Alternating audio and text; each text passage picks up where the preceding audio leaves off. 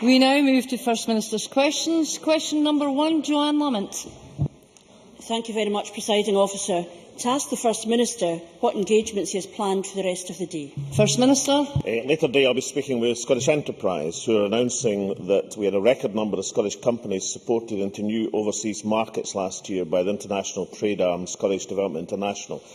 Last year, SDI worked with 2,096 companies, a 50% increase from the previous year. This is expected to lead to an increase in export sales of £818 million over the next 3 years.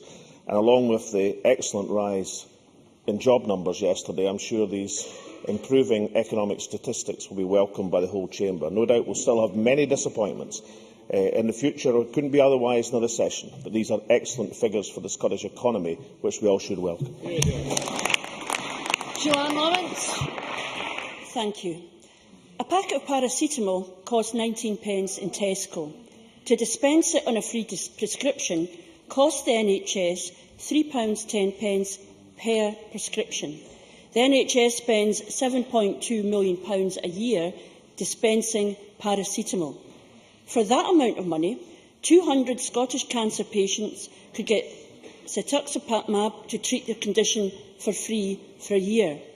While that treatment is free in England, Scots cancer patients have to pay around £3,000 a month for it. Does the First Minister think that is fair?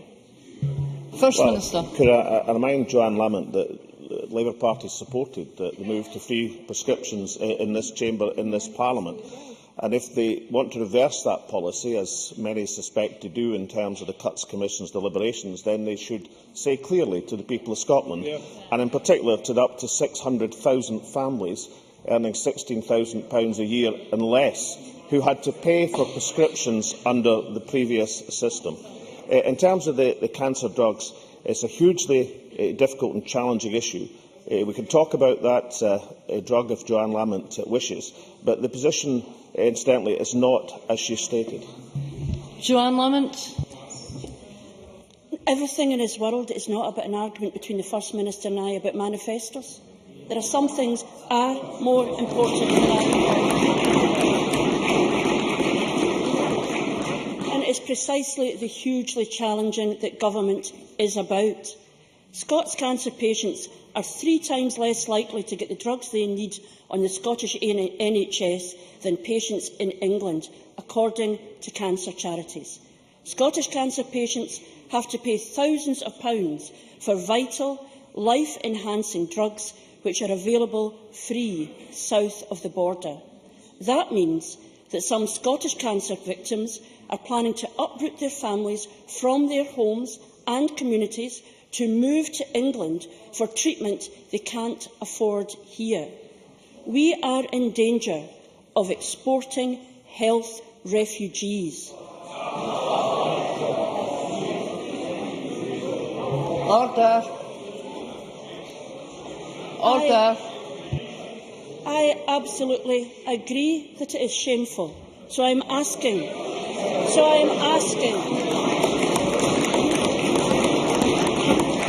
Order. I agree. It is shameful. We are in danger of exporting health refugees. So, what is the First Minister's advice to those families? First Minister. Can I deal with this in 2 ways? Firstly, on the specific question of cetuximab, this was authorised by the Scottish Medicines Consortium in January 2010. The decision to restrict its use was the application from the pharmaceutical company Merck Serono Limited. In quote from the SMC decision, the submitting company have requested that the SMC review have a niche within the licensed indication specifically for patients who had not previously received chemotherapy for their disease. The efficacy and safety data presented reflects this niche, and therefore for that it was approved by the Scottish Medicine Consortium, very similar to the decision that was made by NICE in England. Now, of course, it is the case that in England there is a cancer drugs fund, and people can apply to the cancer drugs fund. But cetuximab is listed in the Cancer Drugs Fund, but only for specific conditions and restrictions on its use. We also know the Cancer Drug Fund is coming to an end next year in England and has been in recent weeks heavily restricted. We also know it's been heavily criticised, including by the cancer charities who challenged the idea of the Cancer Drugs Fund.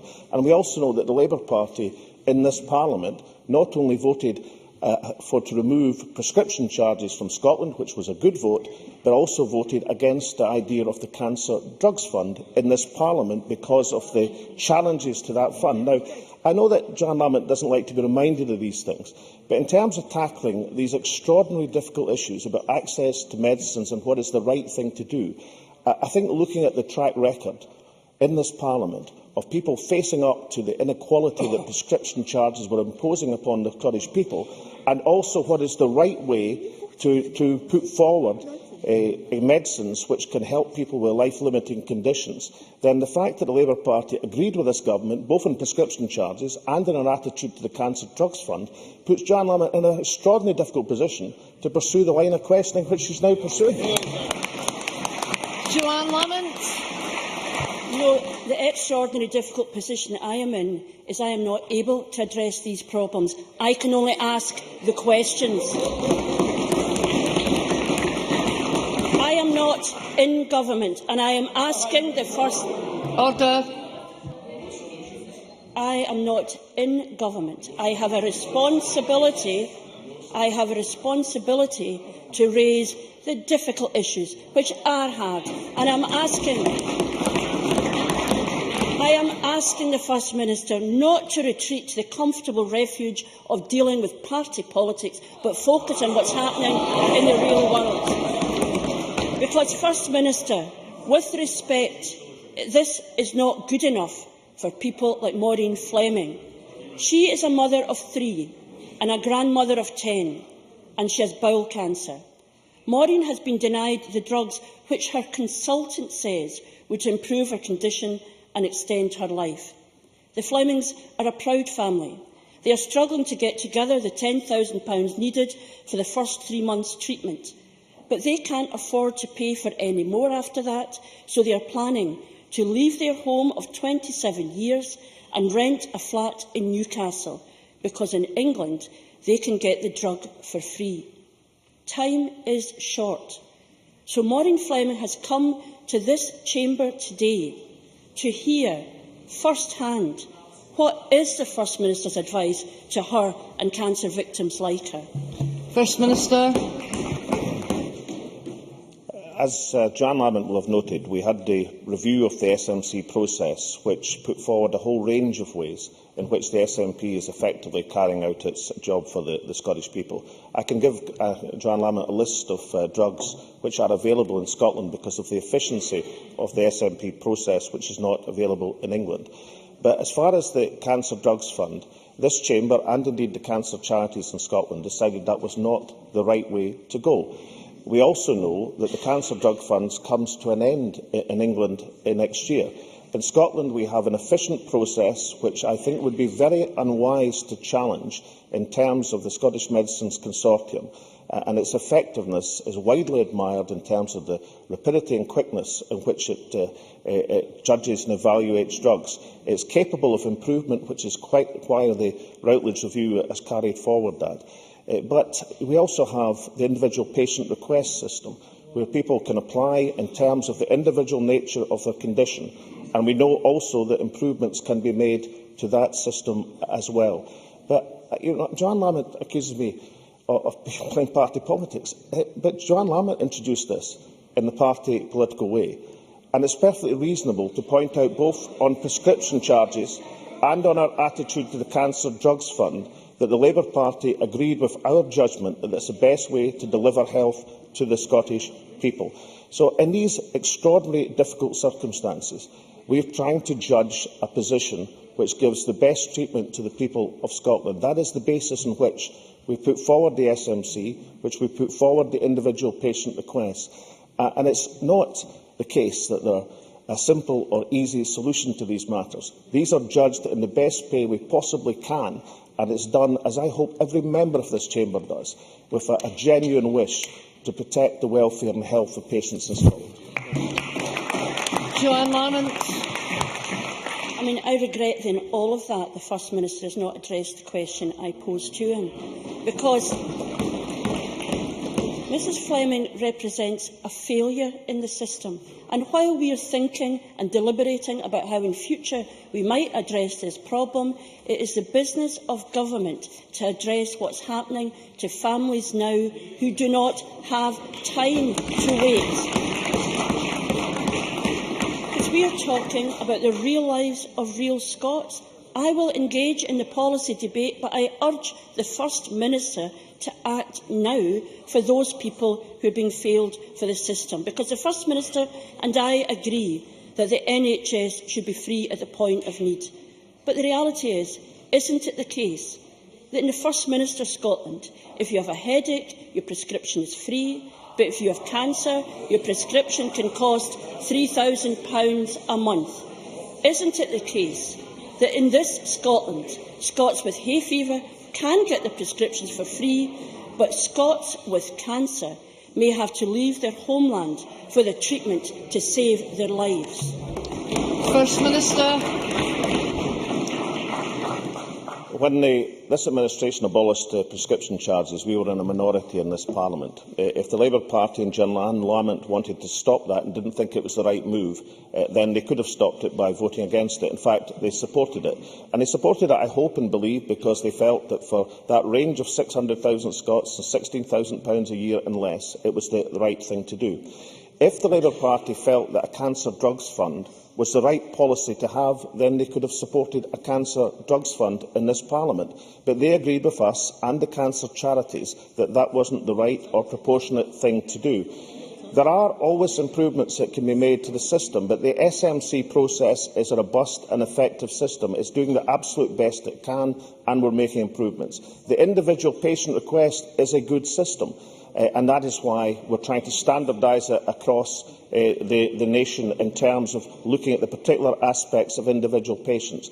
But to pretend to people that there is a solution to these hugely difficult questions which are being faced by every health service across the world in terms of the efficacy of what drugs can be approved for use is misleading people entirely. And to pretend to people that the situation in England is either continuing, which it's not, or is satisfactory at the present moment is also wrong.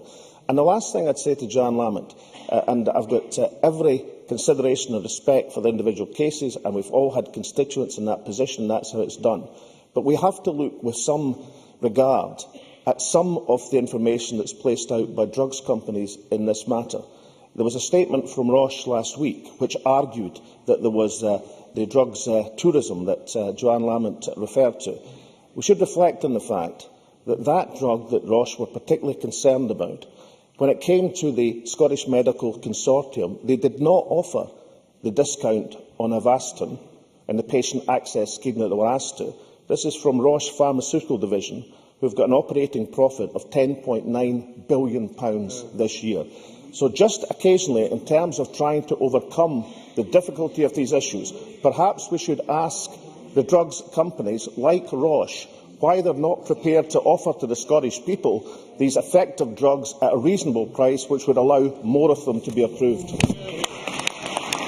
Question number 2, Ruth Davidson.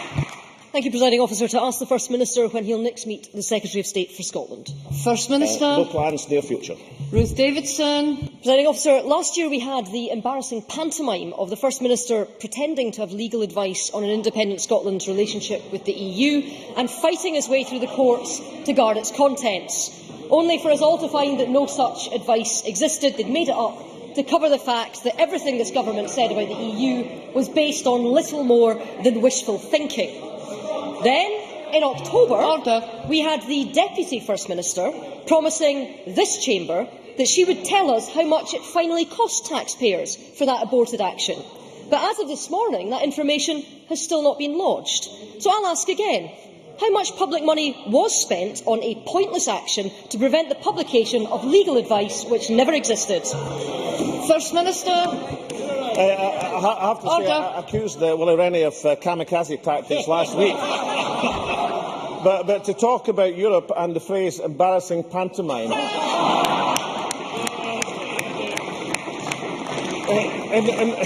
In the wake of a performance in the House of Commons where her ally in the leader of the Liberal Democrats, who I should give another mention to because he doesn't get a question today, who said that the Prime Minister had taken leave of his senses, and that is their allies in the coalition government, I think takes the most extraordinary degree of bravado, for which I congratulate Ruth Davidson. In terms of the cost of action, a mere fraction of the inflated cost that Ruth Davidson suggested last year, and should do well not to make these grandiose claims in the future. Ruth Davidson. In terms of barefaced bravado, when even the SNP's own voters are more interested in holding a referendum on Europe than in voting for independence, I think the First Minister goes some himself. So, despite being promised 7 months ago for that information, it's still being kept secret. We don't have that. But last night we heard from another one of the ministers of this government who says that at last Scottish Government legal advice on the EU does actually exist. Now, on the basis that she wasn't pretending, the First Minister needs to tell the people of Scotland what that advice contains. Last year, the Information Commissioner ruled that we had a right to know on this critical issue, and vague promises of edited highlights in a far-off white paper just won't cut it. So, is the First Minister once again going to go through the costly farce of fighting in the courts to stop the people of Scotland knowing the truth, or will he finally reveal what the Information Commissioner says he should? First Minister. That's actually not what the Information Commissioner ruled at all, and I suggest you go back to have a look at her ruling. But what we'll do, see, when you request specific legal advice from the law officers, it's quite normal to then receive it. This is no great, this is no great surprise. And in terms of going forward, what we'll do is exactly what the Deputy First Minister said on the 23rd of October 2012, but the Government's position in the Independence White Paper will be based on and consistent with the advice that we received. Now, can I remind Ruth Davidson that the UK Government haven't published advice from the law officers? That's not been done. The UK Government have published legal advice from an eminent expert, Professor James Crawford. Now, in terms of eminent experts, we now have a large selection of eminent experts who can opine on the Scottish Government's position of negotiating from within the context of the European Union, and that our timescale of 18 months is a reasonable timescale for the successful completion of these negotiations. We could cite Sir David Edward, the British Judge of the European Court of Justice, Grahame Avery, Honorary Director General of the European Commission, Lord Malach Brown, a Minister in the last Labour Government, and only yesterday John Bruton, the former Taoiseach and EU Ambassador to the United States. Or we could have Professor David Sheffer, who said exactly the same thing. But perhaps the absolutely clinching view that you could negotiate your position from within and 18 months was a reasonable timescale should come from the UK Government's own chosen legal adviser, Professor James Crawford.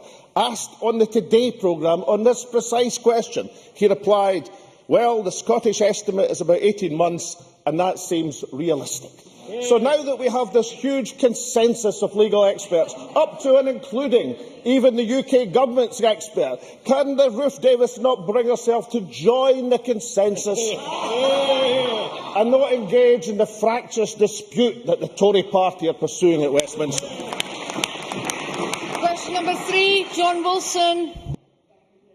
Officer, to ask the First Minister what discussions the Scottish Government has had with Vattenfall regarding its investments in offshore wind energy projects. First Minister. Well, Scottish Enterprise and Scottish Development International have held discussions with Vattenfall and a number of other interested parties regarding offshore wind energy projects. In relation to the European Offshore Wind Development Centre in Aberdeen Bay, Vattenfall has continued to develop the scheme alongside its project partners, the Aberdeen Renewable Energy Group and Technip Offshore Wind, and has stated it is confident of securing new investment in the project. John Wilson. I thank the First Minister for his reply. Can the First Minister indicate what estimates the Scottish Government and its agencies have made of the benefits of the European Offshore Wind Deployment Centre as a driver for jobs and investment in the supply chain in Scotland? First Minister. Well, the Offshore Development Centre, of course, will produce employment. I mean, 265, I think, is the estimate in the construction phase, 25 job in the operation phase. But the purpose of the Offshore Development Centre is not as a wind farm as is often said. It's a deployment centre to test new offshore wind technologies. That's why there's only 11 turbines in the proposed development. And the significance of the development is exactly that, is to put Scotland and, in this case, Aberdeen as an energy capital in a central position in the development of that exciting new technology. Now, that technology, that is deep offshore wind in Scotland, is estimated, of course, to be able to provide tens of thousands of jobs in Scotland, because it's a technology that's going to be necessary for the energy needs, not just of Scotland, not just of England, but of the European continent. Ken Macintosh. Thank you. As the First Minister rightly says, the offshore wind deployment centre is very important for the future of Scotland's offshore industry. Can I ask the First Minister, if Vattenfall are unable to sell their shares, will he step in to secure its future? First Minister. Well, I saw the Labour Party spokesperson, his colleague in Aberdeen, suggest that we should match the funding, which of course the Green Energy Centre established by the Scottish Government secured from the European Union, of €40 million. And I would like to know if that's actually another Labour Party spending commitment. Are they actually saying that €40 million to be spent from the Scottish Government? This is a commercial project supported by the €40 million European investment secured by the initiative of the Scottish Government through the Green Energy Centre. The project partners are confident that they'll be able to secure interest in the project, and why shouldn't they? Because there are many, many companies interested in the development of deep offshore wind in Scotland. But Ken Macintosh should really come to this chamber if he's proposing a spending commitment. Of the many, many spending commitments, well, he says he was only asking the question. His colleague in Aberdeen wasn't asking the question, he was making a recommendation. So if that is the policy of the Labour Party, then perhaps you could square it with the other priorities, like the one that Johann Lamont brought to me earlier on today. Question number 4, Christine Grahame. Thank you, Presiding Officer. To ask the First Minister what the Scottish Government's position is on the use of electronic tagging of offenders as an alternative to short-term sentences. First Minister. Well, there's very strong evidence that community sentences are an effective alternative to short prison sentences, and that's very clear. 58% of offenders in prison for 3 months or less are reconvicted within a year, compared with only 24% of those who receive a community sentence. Now, electronic monitoring has been used in Scotland since 2002. It continues to play a significant part in offender management. We are consulting this summer on the possible development of the electronic monitoring service to include satellite tracking of offenders. Christine Grahame. Thank you. I thank the First Minister for his response. Is the First Minister aware that in Sweden, anyone given 6 months or less can apply to be tagged at home under house arrest while being monitored? Any breach and they return to jail, and that reoffending fell to 12%. The cost to the taxpayer, some £40 per day and not the £165 per day for a prison place. Given the success of tagging there over 20 years, would the First Minister consider following the Swedish model? First Minister. To learn about practice in other jurisdictions. In fact, last week the Government supported and chaired the event at Strathclyde University, which heard from the head of the Swedish Probation Service, and he outlined how their system operates. Now, many of the characteristics of the Swedish system are already in place in Scotland, but the consultation on electronic monitoring this summer will be an opportunity to formally capture any options for improvements. As although we have the lowest crime rate in 37 years, we are always keen to and continue to improve wherever we can. Margaret MacDonald. Thank you, Presiding Officer. I hope you're feeling well. I wonder if the First Minister has had a chance to look in on the debate that we had here on Tuesday, because in that, people that he himself has classified as offenders were split into two camps: those who had electronic tags and could vote in an election, and those who had custodial for the same crime, more or less, and could not vote. I wonder if he agrees with me that there's a matter of equity here that we should look at. First Minister. Well, I read the proceedings of the debate, actually, and I thought it was an excellent debate on all sides as various arguments were put forward. But for myself, I agree with the majority position that was taken in the debate. I think when people engage in crime and receive a prison sentence, then they sacrifice some of their entitlements, the entitlement to freedom, and also, I believe, quite rightly, the entitlement to vote. That's the position I take. But I thought it was a good debate on the subject, which I think did the Parliament proud in terms of how it was conducted. Question number 5, Drew Smith. Thank you, Presiding Officer. To ask the First Minister what steps the Scottish Government is taking to tackle bullying in the National Health Service. First Minister. Well, in 2011, we worked with health boards and trade unions to develop the new Preventing and Dealing with Bullying and Harassment policy, which sets out a new minimum standard for ensuring that all members of National Health Service staff are treated fairly and consistently. In addition, the National Confidential Alert Line went live on 2 April this year, providing a further source of advice and support for staff who fear they may be bullied or are raising concerns about the health service, to report these concerns in confidence and to be reassured that health boards will listen. Thank you, Presiding Officer, and I thank the First Minister for that answer. The First Minister is right to frequently praises and thanks hard-working staff for their dedication, and he's right to do so. But according to RCN, less than a third of nurses believe if they reported their concerns, they would be believed. Any suggestion of a culture of management bullying is completely unacceptable, whether it's in specific workplaces or more widely, particularly when it would threaten robust whistle-blowing procedures, which we know to be absolutely necessary. So, in light of reports that 1 in 4 NHS staff have been subject to bullying, and in the Scottish Ambulance Service more than a third of staff say they've been a victim of bullying, will the First Minister undertake to ensure that the new national whistle-blowing helpline, which he mentioned, is publicised more widely? And will he, for example, agree that the telephone number should be printed on all National Health Service payslips? First Minister. I think the member should be a bit careful with the statistics he is using. That the 2010, for example, staff survey showed that 22% of staff believed that the previous 12 months they had been bullied or harassed, but 31% of that was from service users or relatives of service users. And I think it's quite important to understand the terms of the statistics. I agree, and that's why we've introduced for the first time a confidential alert line. I don't agree with Jackie Baillie, who seemed to suggest on the radio last week that such a thing wasn't necessary under the great days of the... Well, Jackie Baillie did suggest that on the radio last week, and I've got the extraordinary quote here, which suggests it.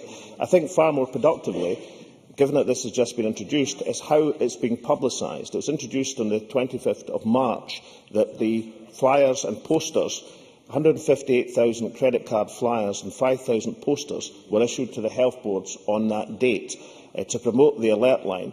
And it's certainly true we are planning further promotion of the National Confidential Line throughout the year, making sure staff are aware of this confidential resource. And I'm sure the member will be delighted to know that includes messages on NHS payslips. Question number 6, Liz Smith. To ask the First Minister what discussions the Scottish Government is having with local authorities regarding access to Gaelic medium schools. First Minister. Well, the Scottish Government hosted the First Ministerial Summit on Gaelic medium education on the 20th of February this year. It was attended by all local authorities that provide Gaelic medium education and leading educationalists. The Minister for Scotland's Languages, Alistair Allen, announced at the summit £90,000 to fund further summer schools in Gaelic communities for trainee teachers, new research on how best to support pupils with additional needs, and the development of prelim exam papers in Gaelic. Liz Smith. I thank the First Minister for that answer. Would he agree with many in the Gaelic community who feel very strongly that the urgent priority, should be addressing the concerns of teacher training, both in terms of the employment of teachers in Gaelic medium education and their retention in areas where there is the highest demand, rather than insisting local authorities spend a lot of their resources in areas where there is no demand? First Minister. I do agree with that, which is why I answered Liz Smith in the way that I did. And she also should know the new posts in the University of Highlands and Islands in Gaelic teacher training, which I think are very effective as well. And I hope that all members, and I know they did because I was asking, took advantage of the promotion of Gaelic education, Gaelic medium education, which has been in this Parliament this week. And I think we should also be delighted to see the indications from public opinion surveys, which, contrary to the view which is sometimes put forward in some of our less reputable organs of the press, that there is this great reservoir of discontent about the promotion of our one of our national languages of Gaelic, there actually is widespread public support, both for Gaelic medium education and indeed for BBC Alapa, which has achieved such outstanding audience figures of over 500,000 people on many occasions, which is a spectacular achievement and should be celebrated by everyone in this chamber. That ends First Minister's question. I will now allow a short pause to allow members who are not participating in the members' debate to leave and for the public gallery to clear before we move on to that members' debate.